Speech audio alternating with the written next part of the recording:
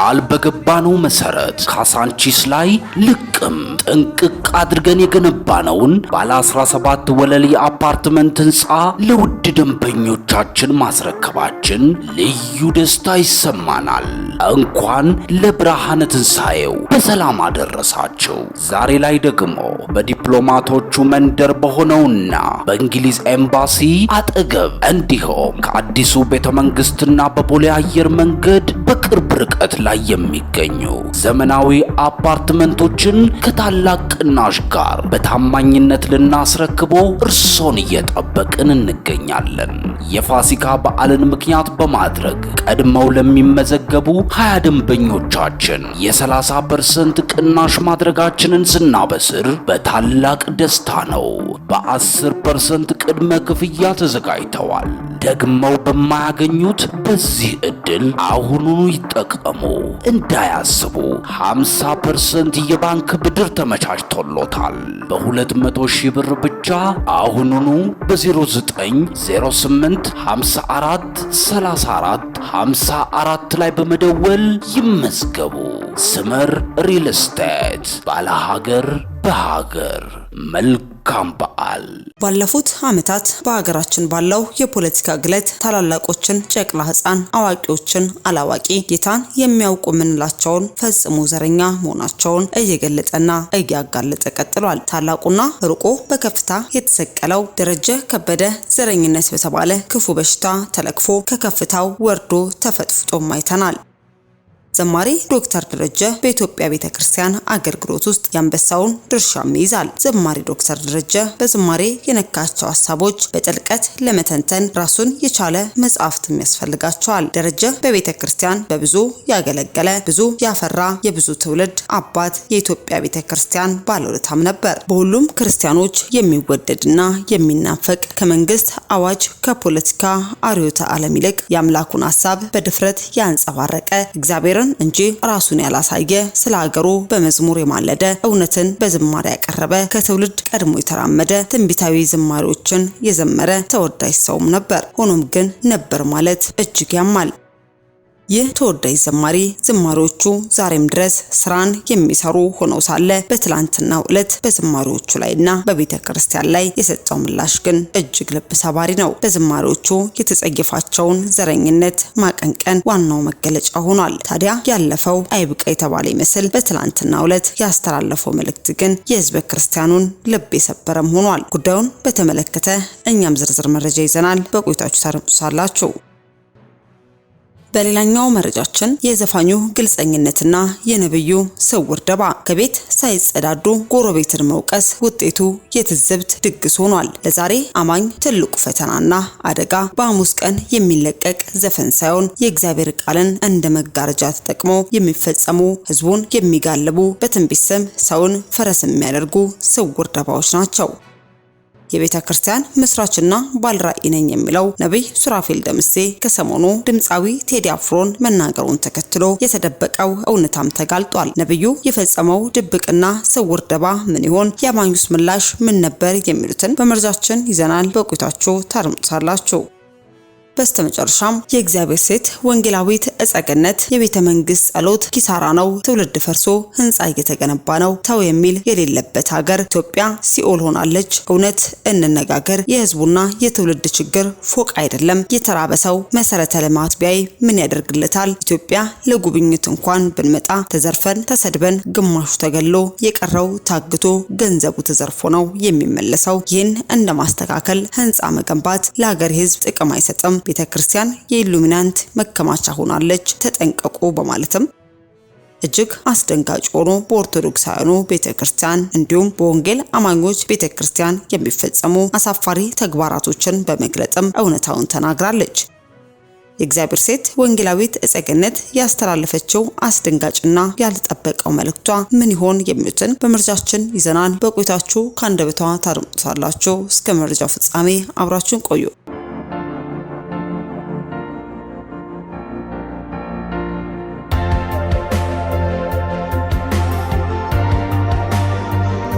አስቀድመን ወደ ያዝንላችሁ መረጃችን ስናልፍ የዘመርኳቸውን ኖሬ አላውቅም፣ ካውንስሉም የመንግስት ስልጣን አስጠባቂ ነው፣ የጴንጤውን ህዝብ ለፖለቲካ መያዝ ነው ስራቸው በማለት ዘማሪ ደረጀ ከበደ መልእክት ማስተላለፉን ተመልክተናል።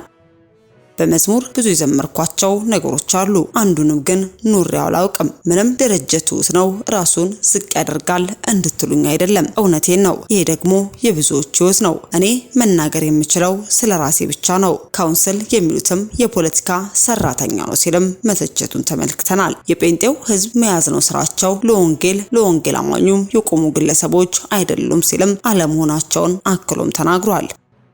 ከዚሁም ከዶክተር ደረጀ ከበደ ንግግር ሳንወጣ ካውንስል ሲል የጠቀሳቸው ካውንስሉም ሆነ የህብረቱ መሪዎች የተባሉት ቀደም ብሎም ሆነ ዛሬም ከሰሞኑም ጭምር እንደሚታዩት የተመረጡት የወንጌል አማኙን ተቋም መብትም በውስጥ ያሉ ሌሎች ጉዳዮችን ከማስከበርና ከማስጠበቅ ይልቅ ለፖለቲካው ቋሚና ፊት ተሰላፊ ሆነው በየጉባኤ መድረኮች፣ በየማህበራዊ ሚዲያዎች፣ በየመግለጫዎቻቸው፣ በኮንፈረንስ የአምልኮ መድረኮች ህዝብ አማኙ ጌታን ለማምለክ በተሰበሰበበት የፖለቲካ ጉዳዮች አጀንዳ በማድረግ ለወንጌል መሰደቢያ የሆኑ ወንጌልን ያቀለሉ የመላው አማኙን ልብ የሰበሩ በእነሱ አንገት እስኪደፋ ያደረሱ ነፍሳትን በወንጌል እንዳይድኑ እንቅፋት ሆነው ተበራተው ሲስተዋሉ እንደነበር ዛሬም በዚሁ ለጥቀው መወሻከቻቸው መላው ወንጌል አማኝን ማስቆጣቱና በእነኚህ መሪዎች እምነት ማጣት ጨምሮ ከመላው ህዝብ አማኝ ነቀፌታና ተቀባይነት ማጣታቸው በሁሉም አማኞችና አባል በሆኑ ቤተ እምነቶች አስነስቶ እንዳለ ይታወቃል።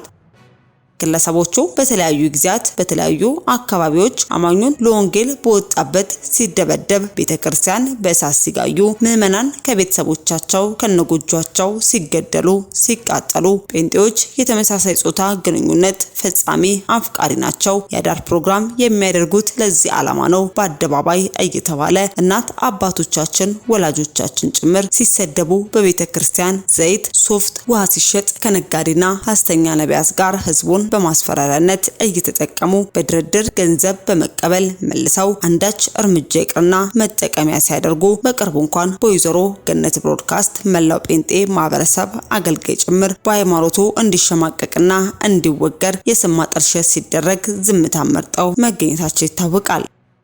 በዚህ መሪ የተባሉት ከወንጌላውያን አማኞች ተቋም መሪ ከመሆን ይልቅም የካድሬ ባህሪ ተጠናወታቸው ለጥቅማቸው ያደሩ መሆናቸውን አንዳች የወንጌል ጠረን ማይታይባቸው ተግባራቸውን ያን የሚያመለክት ሆኖ በመገኘቱ አማኙ ማህበረሰቡም ሆነ እያንዳንዱ አብያተ ክርስቲያናት በእነኚህ አብሯቸው ባሉ በተቋማት ጭምር እምነት እንደሌለው በተደጋጋሚ እየገለጹ ይገኛሉ። ታዲያ ይህ ሳያበቃ ዛሬ በዘማሪ ዶክተር ደረጀ ከበደ አንደበትም የዘመርኳቸውን ኖሬ አላውቅም፣ ካውንስሉም የመንግስት ስልጣን አስጠባቂ ነው የሚልም እጅግ አስደንጋጭ ሆነ መልእክትም ተላልፏል። ታዲያ ይህ መልእክት ተከትሎ የሚወጡ አዳዲስ መረጃዎችን ተከታትለን ወደ እናንተ የምናደርስ ይሆናል። አስከትለን ወደ ያዝንላችሁ መረጃችን ስናልፍ ከሰሞኑ ድምጻዊ ቴዲ አፍሮ ያወጣውን ሙዚቃ ተከትሎ በርካታ የወንጌል አገልጋዮች ነቢያትም ሐሳብና አስተያየታቸውን መስጠታቸው ይታወቃል። ታዲያ ከዚህ ጉዳይ ጋር ተያይዞም ነቢይ ሱራፌል ደምሴም የሐሙሱ ፈረስ ማን ነው፣ የሐሙሱ ጌታስ ማን ነው በማለትም ድምጻዊ ቴዲ አፍሮን በመንቀፍም መልእክትን አስተላልፎ ተመልክተን ነበር። ታዲያ ከሰሞኑ ነቢይ ሱራፌል ከሰጠው ሐሳብ አንጻር ሌሎች ክርስቲያን ወንድሞችም በነቢይ ሱራፌል ላይ ምን አሉ የሚለውን ባጭሩ ይዘናል። በቅርቡ አገልጋይ ሱራፌል ደምሴ ዘፈን በጥልቁ የሚሰራ ነው በሚል መነሻም በሐሙስ ቀን የሚለቀቁ ሙዚቃዎችና ዘፋኝነትን የኮነነበት ንግግርም መነጋገሪያ ሆኗል። እርግጥ ነው በመጽሐፍ ቅዱሳዊ እይታ ዘፈንና ዓለማዊነት ከቅድስና ሕይወት ጋር እንደማይጣጣሙ ይነገራል። ነገር ግን እዚህ ጋር አንድ ትልቅ ጥያቄ ይነሳል። ለመሆኑ ለክርስቲያን ማህበረሰብ ትልቅ አደጋ የትኛው ነው? የዓለሙ ዘፋኝ ወይንስ በቤተ ክርስቲያን ስም የሚነግደው ሐሰተኛ ነብይ? የዘፋኙ ግልጸኝነትና የነብዩ ስውርነት እንደ ቴዲ አፍሮ ያሉ ከጥበብ ስራቸው በስተጀርባ ትልቅ ተጽዕኖ ያላቸው አርቲስቶች ዘፋኝነታቸውን ደብቀው አያውቁም። ስራቸውም በግልጽ ዘፈን ተብሎ የሚታወቅ ሰሚውም ዓለማዊም መሆኑ አውቆ የሚሰማም ነው። ዘፋኙ እኔ ቅዱስ ነኝ ብሎ አማኙን አያታልልም፣ ወይንም በመድረክ ላይ የእግዚአብሔርን ስም እየጠራ የሰውን ኪስ አይበረብርም። በሌላ በኩል ግን በየመድረኩ እግዚአብሔር እንዲላል እያሉ ህዝቡን ግራ የሚያጋቡ ትዳር የሚያፈርሱና ከቃሉ ይልቅ ለራሳቸው ዝና ጥቅም የሚኖሩ ሐሰተኛ ነቢያት አደጋቸው ስር የሰደደ ነው። ዘፋኙ ስጋን ሊያዝናና ይችላል፣ ሐሰተኛ ነቢይ ግን ነፍስን ነው የሚያቆስለው። ሱራፌል ዘፋኝነትን ሲተችም ነጩን ነጭ ጥቁሩን ጥቁር ለማለት መነሳቱ ባይጠላም በምን ሞራል የሚለው ጥያቄ ግን መነሳቱ አይቀርም። ዛሬ በጴንጤው ማህበረሰብ ውስጥ ትልቅ መሸማቀቂያ የሆነው የዘፋኞች መብዛት ሳይሆን በነቢያት ስም የሚደረገው የንግድ ድራማ፣ የትንቢት ግጭትና የስነ ምግባር መበስበስ ነው። ዘፋኙ ለሀገር ፍቅር፣ ለታሪክ፣ ለሰላም ሲዘፍን ይውላል። ሐሰተኛ ነቢይ ግን በቤተ ክርስቲያን መድረክ ላይ ሆኖ ሰውን በመከፋፈል በማስፈራራትና በሐሰት ተስፋ በመመገብ መንጋውን ይበትናል።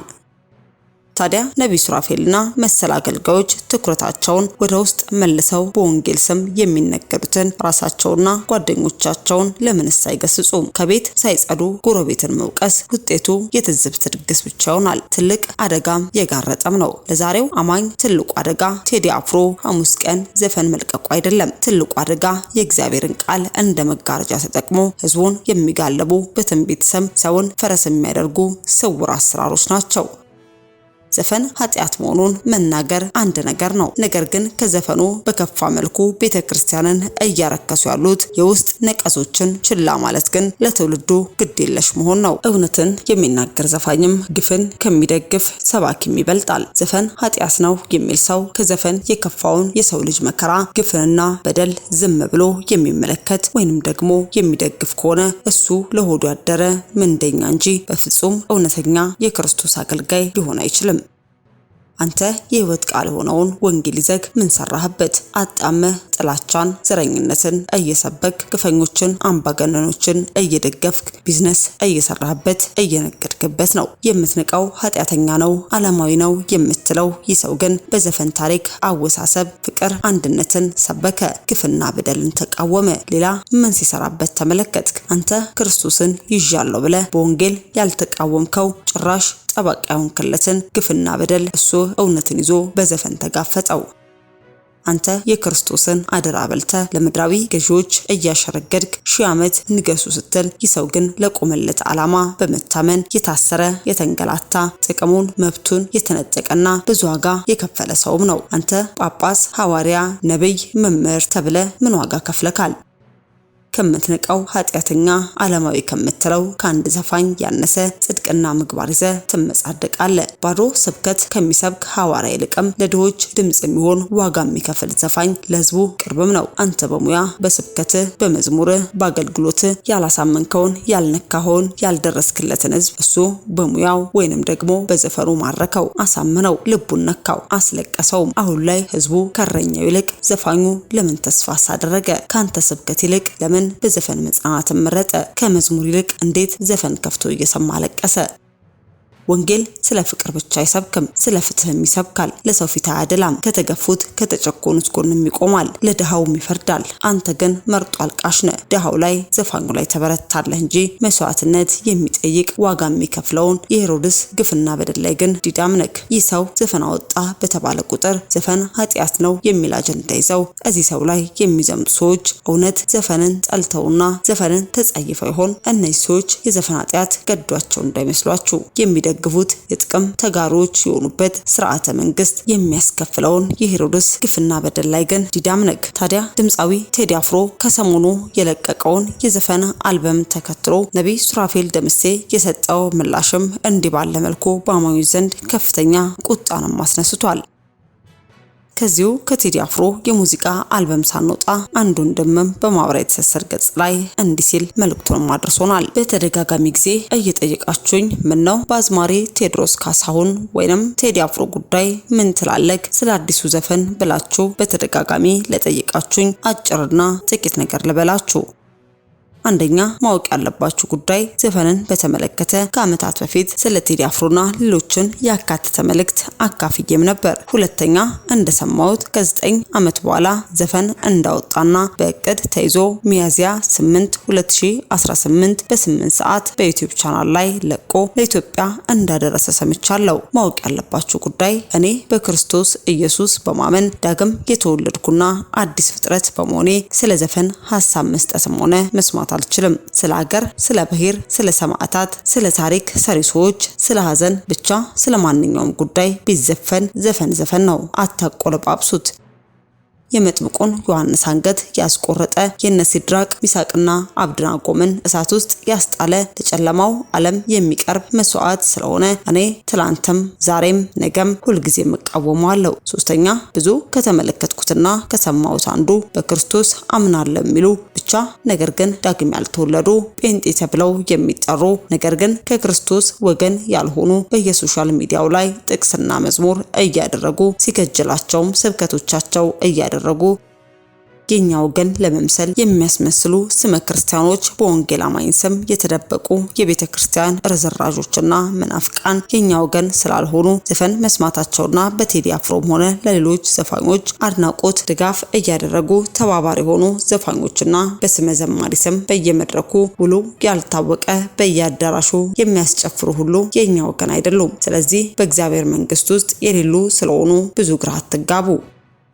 አራተኛ በየጊዜው የሚነሱ የሚያጨቃጭቁ ጉዳዮች በተነሱ ጊዜ ለሁሉም መልስ መስጠት የለብንም። ሁሉንም ነገር የጊዜው ባለቤት እግዚአብሔር ለሁሉ መልስ ይሰጥበታል። የማውቀው ነገር ሰው የሚሆነው ሁሉ የሚሆነው ያለበትን እውነተኛ ዓለም ነው የሚያንጸባርቀው። እግዚአብሔር የሰይጣንም መሆን አይቻልም። አንዱን መያዝ ነው የህይወት ምርጫው። አምስተኛ አሁንም ደግሜ የምላችሁና ማወቅ ያለባችሁ ጉዳይ በኢየሱስ ክርስቶስ አምነው ያልዳኑ ዘፋኞችን ብቻ ሳይሆን የተወደዱና የእግዚአብሔር ምርጥ የሆኑ እንዳሉ ሆነው ነገር ግን በዘማሪነት ስም የተሰገዘጉ በየጴንጤው ቸርች መድረክ ላይ የሚጋልቡ የቤተ ክርስቲያን አረሞችና ነቀሶችን ግን ዛሬም ነገም እቃወማለሁ። የኛ ወገንም አይደሉም። እኛ ማለት በክርስቶስ አምነን አዲስ ፍጥረት የሆንን መዝሙርን በመንፈስና በእውነት የምናቀርብ የምንሰማ የእግዚአብሔር መንፈስ ያለብን የተመረጠን ልጆቹ ማለት ነን። ስድስተኛ በጥንቃቄና በማስተዋል ልንመለስበት የሚገባን ነገር ሰይጣን ከተጣለበት ጊዜ አንስቶ ተጸጽቶ አያውቅም። አሁንም እያሳተና እያታለለ ነው። ዓለምን ተቆጣጥሮ የሰው ልጆችን ለገሃነም እየማገደ ያለው በዝሙትና በዘፈን እርኩሰትም ነው። የሚሻሻልና መንፈሳዊ የሚመስል ዘፈን የለም። ዘፈን ነው።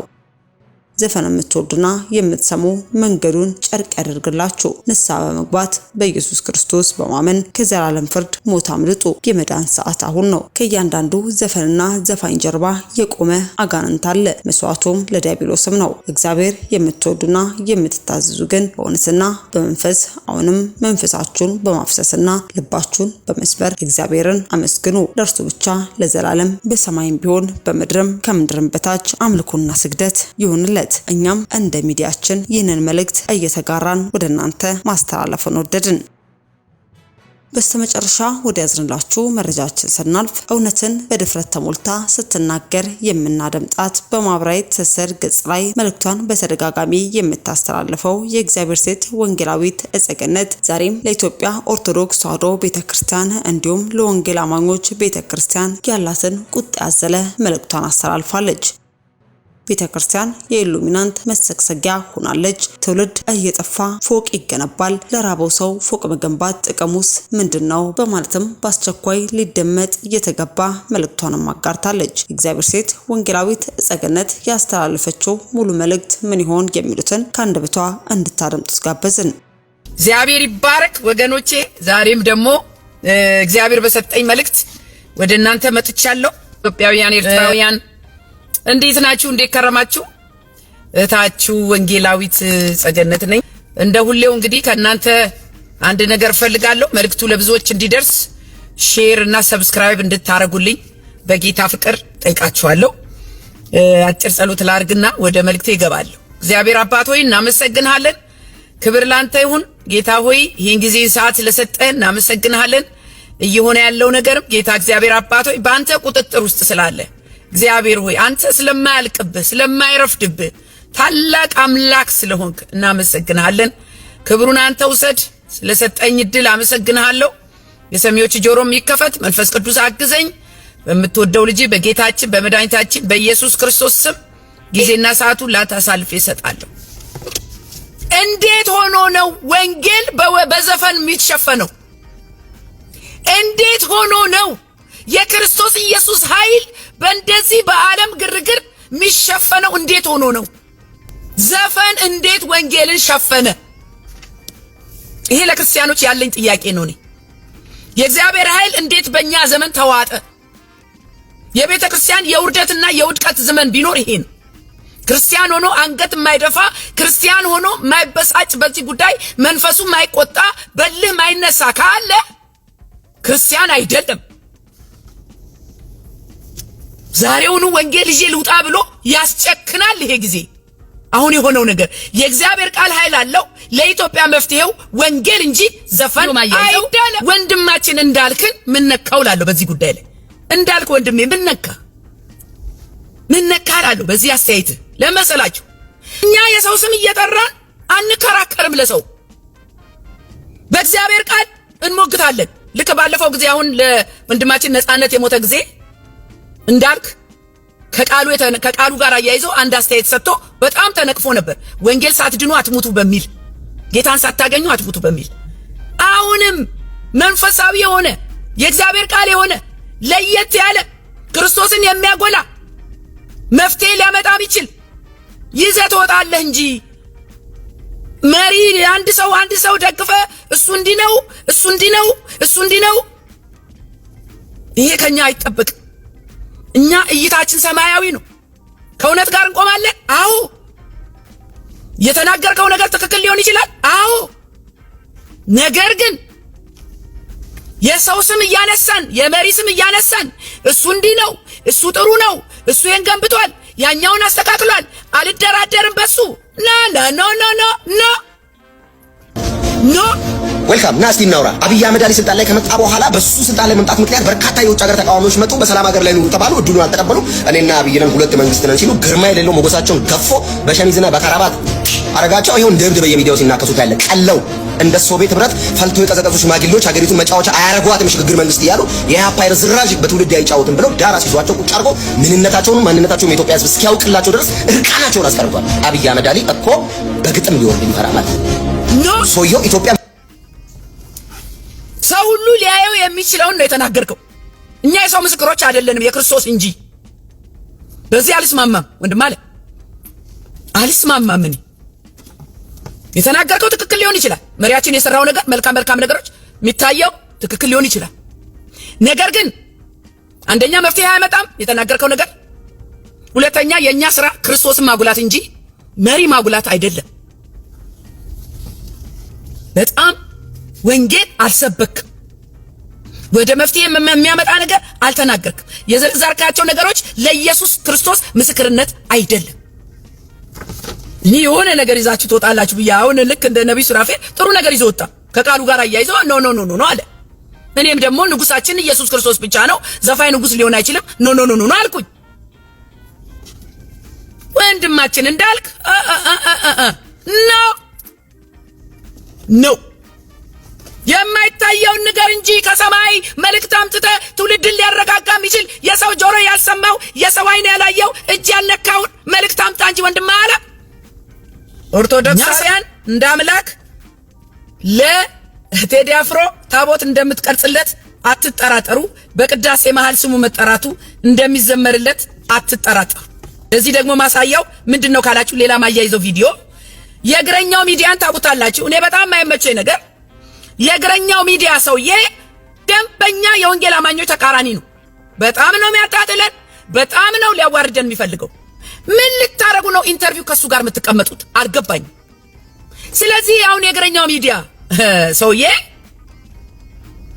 ከሶፎንያስ ጋር ቁጭ ብሎ ስለ ቴዲ አፍሮ ሲናገር ብትሰሙ ትደነግጣላችሁ። ስለ ክርስቶስ ኢየሱስ ሲነገር የሚያንቀጠቅጣቸው የሚያማቸው ኦርቶዶክሳውያን ስለ ቴዲ አፍሮ የእግረኛው ሚዲያ ሲናገር ብትሰሙ ስለማን ነው ብላችሁ እግዚአብሔር ምስክሬ ነው ትደነግጣላችሁ። ምን እንዳለ ልንገራችሁ። አፍሮ ካንተ በኋላ ያለውን ድቅድቁን ጨለማ የማወቅ አቅም አለው አለ። መልአክ አረከው እኮ እንደማለ ያልከው በርግጥ እሱ አንተ እሱን አላውቀው ማለት ውስጥ ካንተ በኋላ ያለውን ድቅድቁን የማወቅ አቅም አለው እሱ። እኔ ደግሞ እንደማቀው እንደምወደው እንደማደንቀው በዛ ቦታ ስሙን መጥራቴ ከኔ ኋላ ያለው ረቂቁንም የማወቅ አቅም አለው። መላከ ብርሃን ነው ቴዲ አፍሮ። እሱም ባገኘው ቁጭ አድርጌ የመጠየቅ ሐሳብ ምናምን እንዲህ ምን የሚል ምኞት የለኝም። ማግኘት ማድረግም አልፈልግም። አውቃለሁ እንደሚያቀኝ አውቃለሁ ደግሞ ኢንተርቪው ለስራ እየጠየቀው ፈቃደኛ እንደሚሆን አውቃለሁ። የሆነ ጊዜ ለሆነ ጉዳይ ይፈልጋለሁ ብለው ስልኩን እንደሚልክልኝ ወይ የሆነ ቦታ እንደሚያገኘኝ አውቃለሁ። ግን ኢንተርቪው መስራት ግን አልፈልግም። አንዳንድም ሰው ዝም ብለህ ከሱ ብቻ በሚመጡ ሐሳቦች ዝም ብለህ በሆናቸው ብቻ እየወደድከውና እያደነቀው እንዲኖር የምትፈልገው ሰው አለ። ከዛስ ከኔ ኋላ ያለውን ረቂቁንም የማወቅ አቅም አለው አለ። ካንተ በኋላ ያለው ረቂቅ፣ ከኛ በኋላ ያለው ድቅድቅ ጨለማ። አር ዩ ኪዲንግ ሚ? በዘፈን የተገለጠ ነው ጨለማ ውስጥ ያለው። እኛ በክርስቶስ ኢየሱስ ብርሃን የበራልን ሰዎች ነን። በጣም በጣም የሚያስደነግጥ ነገር ነው የተናገርከው። ንስሐ ብትገባ ወዳለሁ። በሐሳቡና በሚሆናቸው አለ ቴዲ አፍሮ፣ በሐሳቡና በሚሆናቸው ነገሮች እየወደድክና እያደነቅከው አብረው ብቻ የምትኖረው ሰማይ የነጠረ ዝናው። አይገርማችሁ ማገላለጻቸው፣ የዘፋኙ አገላለጻቸው።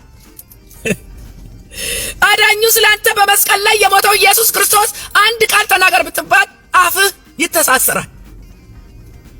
ስለ ዘፋኙ ግን ላይ ሰቅለውታል። እግዚአብሔርን ቃል የማያውቅ ሰው ዘፋኝን ብፁዕነትን ያገኛል አለ። ፐርፌክት ነው ማለት እኮ ነው። ብፁዓን ግን እግዚአብሔርን የሚፈሩ ናቸው። ብፁዓን ግን የሚያስተራርቁ ናቸው። ብፁዓን ግን ጽድቅን የሚራቡና የሚጠሙ ናቸው። ብፁዓን ግን የዋሆች ናቸው። ብፁዓን ግን ልበ ንጹሖች ናቸው። ማቴዎስ 5 ላይ አንብብ ወንድም አለ ነገር። አቡነ ኤርምያስ አሁን እንግዲህ ሀገር ሲኦል ሆናለች። ካህናቱ ወዴት ነው መጮህ ያለባቸው? ወደ እግዚአብሔር ሪፖርት ማቅረብ ያለባቸው እግዚአብሔር የተናገረውን ትውልድ የሚያሳርፍ ነገር፣ ለትውልድ ተስፋ የሚሰጥ ነገር መነጋገር የለባቸው? ስሙኝ የሚሉትን አቡነ ኤርምያስ ትውልድ ዘፈን አምላኪ ቢሆን ምን ይደንቃል? ምንም አይደንቅ። አቡኑ ትውልድ ፈርሶ የገነበቱን ህንፃ እየቆጠሩ ነው። አሁን ሀገራችን ላይ ትልቅ ያልገባን ነገር ቢኖር ትውልድ ፈርሶ ህንፃ እየተገነባ ነው። በካህናቱም በወንጌል አማኞችም በመንግስትም አንድ አይነት አሰራር የተጠመድንበት ትውልድ ፈርሶ ህንፃ እየተገነባ ነው። this is the truth። አቡኑ ቁጭ አገው ሪፖርት ያቀርባሉ። ምን በሉ ስሙኝ ባካችሁ። በጦርነቱ የወደመው ኢኮኖሚ ቤተክርስቲያንን ዝቅ እንዳያደርጋ ብዬ ወጥቼ ወርጄ ደሴ ላይ ጂ+ ገዝቼላችኋለሁ። የናንተ ነው፣ እኔ ለማላወርሰው ነው። አሎ በጦርነቱ የወደመው ኢኮኖሚ ቤተክርስቲያኗን ዝቅ እንዳያደርጋት ብዬ ወጥቼ ወርጄ ደሴ ላይ ጂ+5 ፎቅ ገዝቼላችኋለሁ። የናንተ ነው፣ እኔ ለማላወርሰው ነው።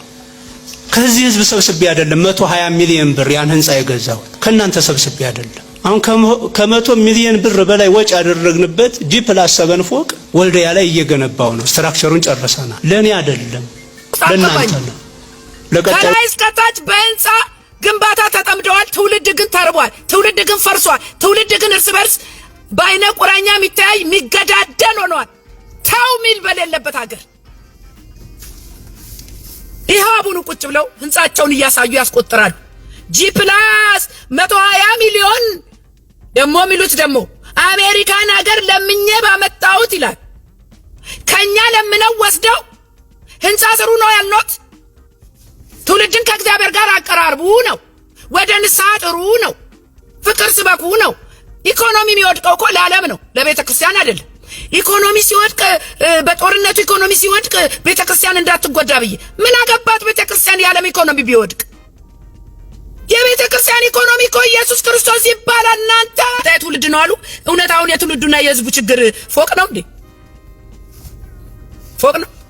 ሆዶ የተራበ ሰው ፎቅ ቢያይ ምን ያደርግለታል? እናንተ መንግስት ቢሆን ቤተ ክርስቲያን ቢሆን የጴንጤ የኦርቶዶክስ ቤተ ክርስቲያን ይሁን ህዝብ የተራበ ህዝብ ፎቅ ቢያይ ምን ያደርግለታል? እንኳን የተራበ ህዝብ ፎቅ ቢያይ ምን ያደርግለታል ቀርቶ እኛ ከፎቅ ሀገር የመጣ ነው ሰዎች ኢትዮጵያ ውስጥ እኔ ፎቅ ባላይና ደሳሳ ጎጆ ውስጥ ያለችው እናቴ ፍቅር ይዘው ቢቀበሉን ደስ ይለን ነበር።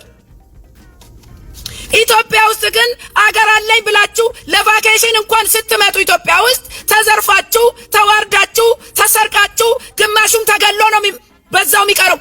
ታግታችሁ ገንዘብ ይወሰዳል። ይህንን ህግ እንደማስከበር ህንፃ መገንባት ለትውልዱ ለሀገር የህዝብ ጥቅም አይሰጥም።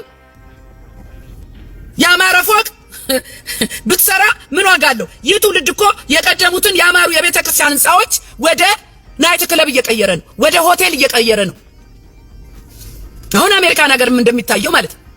አሁን የኢትዮጵያም ደግሞ ቤተ ክርስቲያን እናንተ ያንጣለላችሁት ህንፃ ሁሉ አሁንም እንዳለው የኢሉሚናቲ መፈንጫ ነው። ትልልቅ ፎቆች ሂዱ ይው የሚሰራው ስራ የማታ ነገር። ስለዚህ ቤተ ክርስቲያን ተነስታ ኢሉሚናቲን ልትቃወም የትውልድን ጥፋት ልትቃወም በቃ ልትል ሰላም እንዲመጣ ፍቅር እንዲመጣ ህዝብ ወደ ንስሐ እንዲመጣ ቤተ ክርስቲያን በኃይለኛው መስራት ሲገባት በህንፃ መገንባት ላይ ተጠምዳለች። ይሄ ትውልድ ግን ልንገራችሁ የራበው የጠፋው ወንጌል እንጂ ህንፃ አይደለም። ወንድማችን ነብይ ሱራፌል ምክር ለኦርቶዶክሳውያን ያስተላለፈው በጣም ተመችቶኛል። ቤተክርስቲያን የዘፋኝ አድናቂና ደጋፊ አይደለችም። ኢትዮጵያ ኦርቶዶክስ ተዋሕዶ ቤተክርስቲያን ጥብቅ መልእክት አለኝ። ቤተክርስቲያኗ የዘፋኝ አድናቂ አይደለችም። ቤተክርስቲያን የዘፋኝ ደጋፊ አይደለችም። ዘፋኝን በካባ የምትሸልም አይደለችም። ብዙ ዘፋኞች ናለው። እኔ እምነቴ የኢትዮጵያ ኦርቶዶክስ ተዋሕዶ ነው። ለእምነቴ እንደዚህ ነኝ። እምነቴ በፍጹም ኦርቶዶክስ ቤተክርስቲያን እናንተን አታከብርምም፣ ስራችሁንም አትቀበልምም፣ ስራችሁንም እውቅና አትሰጥም። ዘፈን ከሰይጣን ነው። ዘፈን ከአጋንንት ነው። ስለ የትኛውም ነገር ቢዘፈን ምንጩ ክፉ መንፈስ ነው። ስሩ እርኩስ ከሆነ ቅርንጫፎቹ ቅዱስ አይሆኑም። ዘፋኝነት ከእግዚአብሔር ጋር ጥል ነው። ዘፈንን የሚወድ እግዚአብሔርን ይጠላል። ወንጌል አማኞች ዘንድ እኛ ዘፈንን አጥብቀን ነው የምንቃወም። ወደ ቤተክርስቲያን በተለያየ ጊዜ ዘፋኞች ሊመጡ ይችላሉ። ንስሐ ገብተው ከዘፋኝነት ህይወት ወጥተው እግዚአብሔርን እንዲያመልኩና እንዲያገለግሉ እንጂ በዘፈናቸው እንዲቀጥሉ የወንጌል አማኞች ይሄንን ነገር ደግፋም አክብራም አስከብራም አታውቅም። ስራችሁንና እውቅና አትሰጥም ለስራችሁ። ዘፈን ከሰይጣን ነው። ዘፈን ከአጋንንት ነው። 4 ነጥብ። ቤተክርስቲያን የተጣለባትን ኃላፊነትና አደራ እንዳልተወጣች ማረጋገጫው ይኸው የሰሞኑ ክስተት ነው። ካህኑም ሳይቀሩ እንዳሸነፈ ሰው የልባቸውን ጩኸት እንደ ኮረኮራቸው አይተናል። ዓለም ያልገባት ነገር ምንድነው ካላችሁኝ፣ ችግር ማባባሷን ዓለም አልገባትም። መፍትሄ ብላ ያቀረበችውን ይሁ ዋናው መፍትሄ ወንጌል ሆኖ ሳለ ዋናው መፍትሄ የእግዚአብሔር ቃል ወደ እግዚአብሔር መቅረብ ወደ እግዚአብሔር መጮህ ሆኖ ሳለ በእኔና በእናንተ ዘመን የተገለጠው ትውልድ ግን መፍትሄው ዘፋኝና ዘፈን። ዘፋኝም ንጉስ አይደለም። ይህን ተነጋግረናል ኦልሬዲ። በየትኛውም ሁኔታ ቢኬድ ዘፋኝ ንጉስ ተብሎ ሊጠራ አይችልም። ስለዚህ እረኛ የሌለው ትውልድ ይሄ ሁሉ የቤተ ክርስቲያን የዘራችውን እያጨደች ነው። ቤተ ክርስቲያን ለትውልድ እግዚአብሔር የሰጣትን አደራ ባለመወጣት ይሄ ትውልድ በትክክል ቤተ ክርስቲያን እረኞች ሚይዛቸው ሚመክራቸው የቀናው መንገድ የሚያሳያቸው ስለሌለ የተከተሉት ምንድነው ካላችሁኝ ጨለማ። የተከተሉት ምንድነው ካላችሁኝ ዘፋኝ፣ የዓለም ግርግር፣ መካሪ የሌለው የቀናው መንገድ የሚያሳይ የክርስቶስን የብርሃን ወንጌል ይዞ መውጣት ሲገባን አይናችን እያየ ህዝብ ወደ ሲኦል ሲነዳ በጨለማ ሲዋጥ በእኔና በእናንተ ዘመን የቤተ ክርስቲያን ውርደት ብርሃንን ጨለማ ውጦት ብርሃንን ጨለማ ውጦት ነው። ማንም በዚህ አይከራከርም። ልናፍርበት የሚገባ ኃላፊነት ልንወስድ የሚገባ ማን ነው ብትሉኝ ቤተክርስቲያን። እዚህ ጋር ቤተክርስቲያን ስል ዋና ቤተክርስቲያን ተጠያቂ የኦርቶዶክስ ቤተክርስቲያን ዋና። እንደ አማኝ ደግሞ እኛም ወንጌል ባለመስበካችን ያፈራነው ፍሬ አሜኬላ መሆኑ የተገለጠው ፍሬ እኔና እናንተን ሊያሳፍረን ይገባል። አንገት ሊያስደፋን ይገባል። በልህ ደግሞ ቶሎ ብለን እናንተ እግዚአብሔር እኮ የገለጠው ምኑን ነው ብትሉኝ መከሩን ገለጠልን። ስራዬ አልተሰራም እያለ ነው። ትውልዴ ተበላሸ እያለን ነው። ሲኦል ጠገበች እያለን ነው። መከሩን እኮ አሳየን ጌታ ገልጦ አሳየን እኮ ትውልዱ የት ጋር እንዳለ። ይሄ ማስራ ነው የኔና የናንተ በክርስቶስ ኃይል። ዘፈን ወደ ኃጢአት፣ ወደ ዝሙት፣ ወደ በቀልና ቁጣ ይመራል። አመጽን ይቀሰቅሳል። ንጹሃንን ያስገድላል። ስለዚህ ነው ዛሬ ማንሳት የምፈልገው ክርስቲያኖች የኛ ወገኖች እና ቄሱን ተዋቸው። ቄሱ ደስ ብሏቸዋል። ኦርቶዶክስ ደግሞ ታቦት ትቀርጻለች። ለቴዲ አፍሮ ታቦት ትቀርጻለች። ስሙኝ ይሄንን። እንደገና ደግሞ በዛ በዝማሪያቸው በቅዳሴው ላይ ስሙ እየተነሳ ከበሮ ይደለቅለታል። ምን አለች በተጸገን ነበር። ይሄ አይቀርም። አሁን ምኒልክ እንደሚሉት ኧረ ምኒልክስ ሀገር አድነው ነው። እንደው ባጠሯቸው ትክክል አይደለም መጥራት የሰው ስም። ከበሮ የሚደለቅለት የሚዘመርለት የሚከበረው የኢየሱስ ክርስቶስ ስም የእግዚአብሔር ስም ብቻ ነው።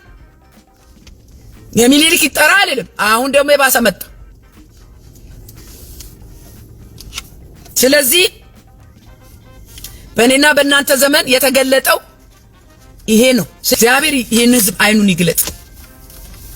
ስለዚህ ለመግቢያ ያህል የኔ ካልኩኝ እግዚአብሔርን ማወቅ ነው የዛሬ አርስቴ።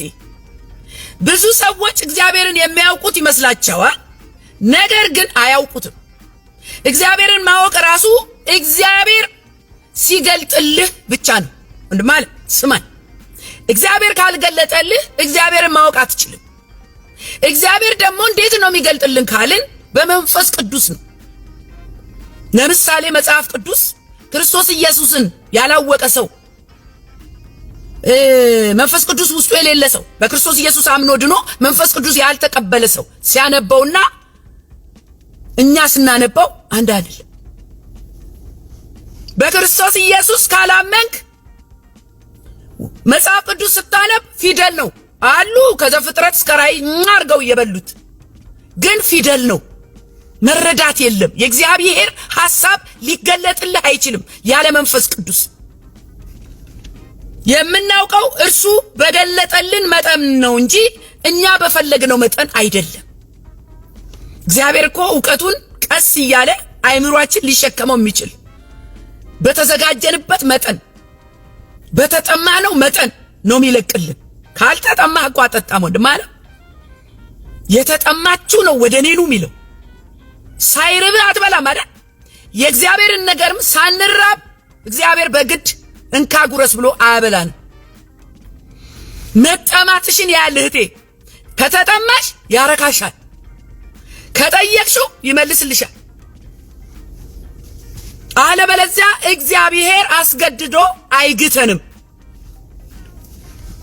ስለዚህ ሰው እግዚአብሔርን ምን ያህል አውቋለሁ ብሎ ራሱን ቢጠይቅ መልሱ እግዚአብሔርን ማወቅ በቅርበታችን ልክ ነው። አይገርማችሁ? በተጠጋነው ልክ ነው እግዚአብሔር የምናውቀው። እንግዲህ ጎረቤታችሁ በቀረባችሁት ቁጥር አይደለም የምታውቁት። ጎረቤታችሁ እና አጠገባችሁ ያላችሁ ወንድማችሁ አንድ አይደለም። ለወንድማችሁ ቅርብ ናችሁ፣ ለጎረቤታችሁ ከወንድማችሁ ይልቅ ሩቅ ናችሁ። ማንን የበለጠ የምታውቁት? ወንድማችሁን፣ አጠገባችሁ ያለውን። ስለዚህ ምናውቀው በቀረብነው ቁጥር ነው። እግዚአብሔር ደግሞ ፊቱን በፈለጋችሁ፣ በተጠማችሁ፣ በጠየቃችሁ፣ በቀረባችሁ ቁጥር ጥበቡን እየለቀቀ መገለጡን እየለቀቀ ፍቅሩን ምሕረቱን እየለቀቀ ወደማታውቁት ዓለም እያስገባችሁ ይሄዳል። አሁን እኮ በሩቅ ሆነን ነው የእግዚአብሔርን ነገር ማወቅ ያቃተን። በሩቅ ሆነን እኮ ነው ኃይል መቀበል ያቃተን። በሩቅ ሆነን እኮ ነው ጸጋ የሌለን። እግዚአብሔር ኧረ የጸጋ ሀብታም ነው። እግዚአብሔር ኧረ የእውቀት የጥበብ መጀመሪያ ነው። ለኛ ለልጆቹ ለመስጠት ዝግጁ ነው። ግን የተዘረጋ እጅ የለማ እንዴ? እንደዚህ ካላልሽ ዓለም እጅሽ የተዘረጋ ካልሆነ እኮ እግዚአብሔር እንኳን ቢሰጥሽ መሬት ላይ ይወድቃል። ዘርግተሽ አጠብቂም እንዴ? ስሙኝ፣ ማንነቱን ጠንቅቀ የምታውቀው ፊቱን በመፈለግ የምትገነባው ነገር ነው። የሆነ የሚገነባ ነገር አለ። ሪሌሽንሺፕ እኮ ያደገ ይሄዳል። መቼም በአንድ ቀን ያወቅሽውን ሰው አታገቢም አይደል? በአንድ ቀን ያወካትን ሴት አታገባ። ቀስ እያወካት ስትሄድ ማንነቷን አመሏን እየተረዳ ስትሄድ ለትዳርም ታስባል። አውቃታለሁ ትላለህ። ስለዚህ ማንነቱ ጠንቅቀን የምናውቀው በቀረብንበት የምታውቀውን ሰው በቀረብክበት ልክ ነው። እርሱን ፊቱን በመፈለግ የምንገነባው ቃሉን በማንበብ በመጸለይ አብረን ጊዜ በማጥፋት በዚህ ልክ ነው። አሁን ጂም ስፖርት ሊሰራ በሳምንት 1 ቀን የሚሄድና በሳምንት 4 ቀን የሚሄድ ሰው እኩል ውጤት አያመጣም። ባጠፋነው ጊዜ ልክ ነው ውጤት የምናመጣው። ስለዚህ በሳምንት 1 ቀን ቤተክርስቲያን በመሄድ እግዚአብሔርን ማወቅ አይቻልም። አሉ ሰዎች እግዚአብሔርን የሚያውቁም ይመስላቸው በሳምንት 1 ጊዜ ቤተክርስቲያን አልቀርም ሚሉ ና እሱ የሳምንት ክርስትና ይባላል። እግዚአብሔርን ለማወቅ ትሕትናና የልብ ቅንነት ያስፈልጋል። ትዕቢት አይሆንም። እግዚአብሔር ማወቅ በየዋህነት እንጂ በትዕቢት አይደለም። ክርስቶስ የማስታረቅን ሥራ የሰራው ሰው ሆኖ ነው ወደ ምድር መጥቶ የምናውቀው ሁላችንም። እንደኛ የሰው ሥጋ ለብሶ ወደ ምድር የመጣው ከእግዚአብሔር አብ ሊያስታርቀን። ወገኖቼ ስሙኝ፣ ኢየሱስ ክርስቶስ በሕይወታችሁ ውስጥ ከሌለ እግዚአብሔርን አታውቁትም። ምናልባት ይሄ ለኦርቶዶክሳውያን ትልቅ መልእክት ነው። ያለ ኢየሱስ ክርስቶስ እግዚአብሔርን ማወቅ አይቻልም። ክርስቲያን ነኝ ብሎ መጥራትም ራስን አይቻልም። ስለዚህ እግዚአብሔርን ማወቅ የሚቻለው በልጁ በክርስቶስ ኢየሱስ በኩል ነው።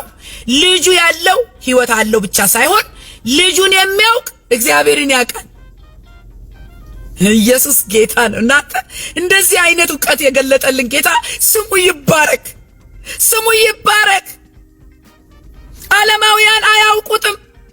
እኛ የምንናገረውን አያውቁትም። የገለጠልን ደግሞ መንፈስ ቅዱስ ክርስቶስ ኢየሱስ ስሙ ይባረክ ለዘላለም። ምክንያቱም ምንድነው ካላችሁኝ፣ ማንም ያላየውን እግዚአብሔርን እንድናይ ያደረገ ወልድ ነው ኢየሱስ። የአብ ምሳሌ እኮ ነው እናንተ። ኢየሱስ ክርስቶስ እኮ ሥጋ ለብሶ መጥቶ አብን እንድናይ ያደረገው ኢየሱስ ክርስቶስ ነው። ኢየሱስ ክርስቶስ አማላጅ ነው። ዛሬም ደሙ ትኩስ ነው። ከኃጢአት ሁሉ ያድናል፣ የዘላለም ሕይወት ይሰጣል። ዕብራውያን 7:25 ስለ እነርሱ ሊያማልድ ዘወትር በሕይወት ይኖራልና ስለዚህ ደግሞ በእርሱ ወደ እግዚአብሔር የሚመጡትን ፈጽሞ ሊያድናቸው ይችላል። እናንተ ቆይ ወንጌል ምን ማለት ነው? ወንጌል እኮ ስለ ኢየሱስ ክርስቶስ ነው። ሌላ ምን ቋንቋ አለን እኛ? ሌላ ምን መልእክት አለን? አንዳንድ ሰዎች ወንጌል አሰብኪም እንደሚሉ ሰዎች አሉ። ምን ልስበክልህ ከዚህ በላይ? የሆነ ነገራቸው ሲነካ ወንጌል አሰብኪ እንደ ይላል። ጆሮ ለኢየሱስ ክርስቶስ ስላልተከፈተ ነው እንጂ የኛ አንደበት፣ የኛ መልእክት፣ የኛ ሐሳብ ከኢየሱስ ክርስቶስ ውጪ ሊሆን አይችልም። ኢየሱስ ያድናል። ከዛስ ብትሉኝ ብዙዎቻችን ልብ ያላልነው ነገር ትልቅ ነገር ኢየሱስ ክርስቶስን እየተቃወሙ ክርስትና እንደሌለ አላወቁ። ኢየሱስ ክርስቶስን እየተቃወሙ ክርስትና የለም። ማቴዎስ 11:27 ጌታ ኢየሱስ እንዲህ አለ፣ ሁሉ ከአባቴ ዘንድ ተሰጥቶኛል። ከአብ በቀር ወልድን የሚያውቅ የለም፣ ከወልድም በቀር ወልድም ሊገልጥለት ከሚፈቅድ በቀር አብን የሚያውቅ የለም አለ። ስለዚህ ክርስቶስ ኢየሱስን እንደ ግል አዳኙ ተቀብሎ ያልያዘ ሰው ምን አያውቅ? ለምን ብትሉኝ ምን ይላል እዚህ ጋር? ከወልድ በቀር ወልድም ሊገልጥለት ከሚፈቅደው በቀር አብን የሚያውቅ የለም። ክርስቶስ ኢየሱስን ሳይዙ እግዚአብሔርን ማወቅ ማገልገል አይቻልም። ማን ነው የሚገልጥልን? ኢየሱስ ክርስቶስ።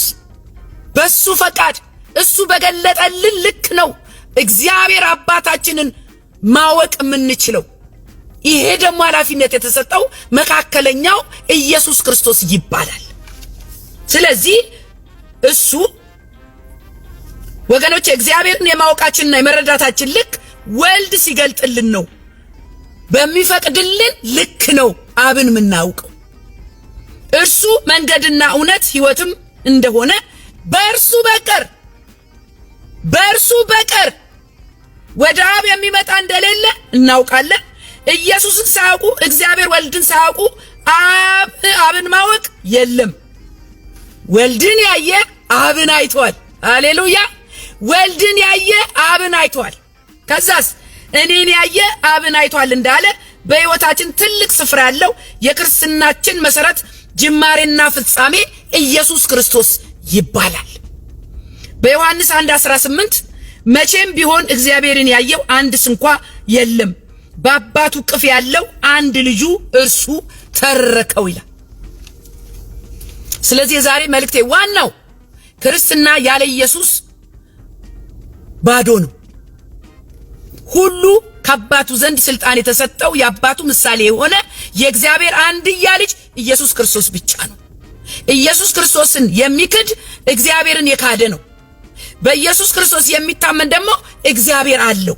በዚህ በሁለተኛ ዮሐንስ 1:9 ላይ ለሚወጣ ሁሉ በክርስቶስ ትምህርት ለማይኖር ሰው አምላክ የለውም፣ በክርስቶስ ትምህርት ለሚኖር አብና ወልድ አሉት ይላል።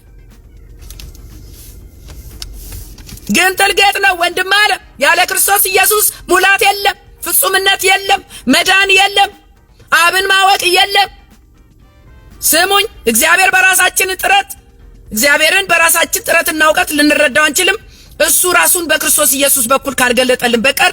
ስለዚህ ክርስቶስ ኢየሱስን በግል ማወቅና መጠጋት ወደ አብ ዘንድ ያቀርባል፣ ወደ መንግስተ ሰማያት መውረስ ይመጣል። ወገኖቼ ኢየሱስ ጌታ ነው። አትሊስት ተናግራችሁ አይወጣላችሁ። ሰሙ አልሰሙ የኛ ችግር አይደለም። የእግዚአብሔር መልእክት ግን በግልጽ ይተላለፋል። ጆሮ ያለው ይስማ። የዛሬ መልእክት ይሄ ነው። ስለዚህ እኛ ወንጌል አማኞች የመንቂያ ደውል ተደውሎልናል። እግዚአብሔር እርሻውን አሳይቶናል። አረም እየበላው ነው። እኛ ተኝተን አረም እየበላው ነው። የእግዚአብሔር እርሻ ተበላሽቷል። ይሄው ተገለጠ፣ አሳየን። ስለዚህ መከሩ ብዙ ነው፣ ሰራተኞች ጥቂት ናቸው። የመከሩን ባለቤት ሰራተኛ እንዲጨምር ለምኑት ነው የተባለው። እኔ ራሴ ሰራተኛ ነኝ ብለን እያንዳንዳችን ተነስተን ለመከሩ ልንሰራ ይገባል። እኛ ኃላፊነት አለብን እንደ ቤተክርስቲያን፣ የኦርቶዶክስም የቤተክርስቲያን የሃይማኖት አባቶች። ይሄ ለእናንተ አንገት የሚያስደፋ ትውልዱ የት ጋር እንዳለ የተገለጠበት በጣም በእግዚአብሔር ፊት ንስሐ የምትገቡበት ጉዳይ ቢሆን አሁን ሰሞኑን የተገለጠ ጉዳይ ነውና ወንጌል አስተምሩ ትውልዱን እላለሁ። በተረፈ ያለ ኢየሱስ ክርስቶስ ወደ አብ መሄድ የለምና ክርስቶስ ኢየሱስን እንደ ግል አዳኝ አድርጋችሁ ያልተቀበላችሁ ዛሬውኑ ከኢየሱስ ክርስቶስ ጋር ተቀራረቡ እላለሁ። መልእክቴ ይሄ ነው። ተባረኩልኝ። ሁላችሁንም ወዳችኋለሁ። ባካችሁ መልእክቴን ሼር እና ሰብስክራይብ አድርጉልኝ። ጌታ ከኛ ጋር ነው። ኢየሱስ ይመጣል። ሻሎም ሻሎም። I love you guys። ተባረኩልኝ። ቃል በገባነው መሰረት ካሳንቺስ ላይ ልቅም ጥንቅቅ አድርገን የገነባነውን ባለ 17 ወለል የአፓርትመንት ህንፃ ለውድ ደንበኞቻችን ማስረከባችን ልዩ ደስታ ይሰማናል።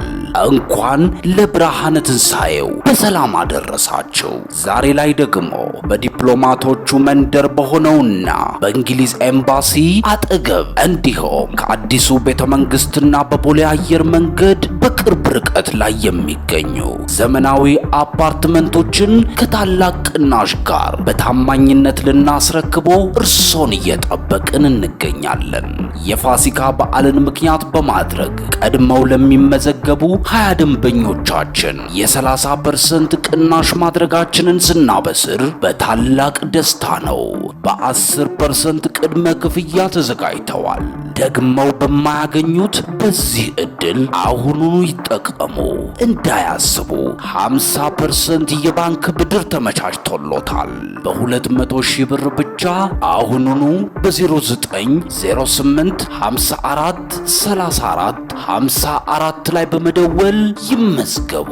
ስመር ሪል ስቴት ባለ ሀገር በሀገር። መልካም በዓል። ውድ የሻሎም ቲዩብ አድማጭና ተመልካቾቻችን ለሰዓቱ የያዝንላችሁ መረጃ ያደመጣችሁትን ይመስል ነበር። በሌላ አዳዲስ መረጃ እስከምንገናኝ መልካም ቆይታ